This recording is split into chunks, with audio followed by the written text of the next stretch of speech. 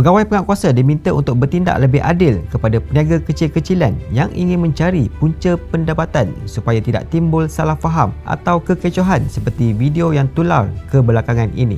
Menurut Timbalan Ketua Pemuda MCA, Mike Chong, jika peniaga kecil ini tidak mempunyai lesen atau dokumen sah untuk menjalankan perniagaan mereka, tidak keterlaluan sekiranya pihak berkuasa memberi amaran terlebih dahulu dan membantu mereka dalam membuat permohonan lesen perniagaan. Mike yang juga Ketua Pemuda MCA Wilayah Persekutuan mencadangkan supaya satu pusat data dibina yang memfokuskan maklumat peniaga kecil tempatan. Misalnya di Kuala Lumpur mengikut zon, berapa ramai peniaga kecil yang masih belum memiliki lesen, apakah kekangan dan masalah mereka serta apa saluran untuk mereka bukan sekadar mengadu nasib tetapi juga menyelesaikan masalah mereka. Dalam masa yang sama, Mike juga berharap penguatkuasa dapat menunjukkan usaha dalam membanteras kegiatan perniagaan yang dijalankan oleh warga asing supaya tidak timbul double standard di antara rakyat Malaysia dan mereka khususnya pendatang asing tanpa izin. Di samping itu, beliau menegaskan pendirian MCA yang menyokong apa juga dasar yang berkaitan Perusahaan Mikro Kecil dan Sederhana (PMKS) kerana ia turut memberi sumbangan yang signifikan terhadap pengurangan kadar pengangguran dan penyediaan peluang pekerjaan.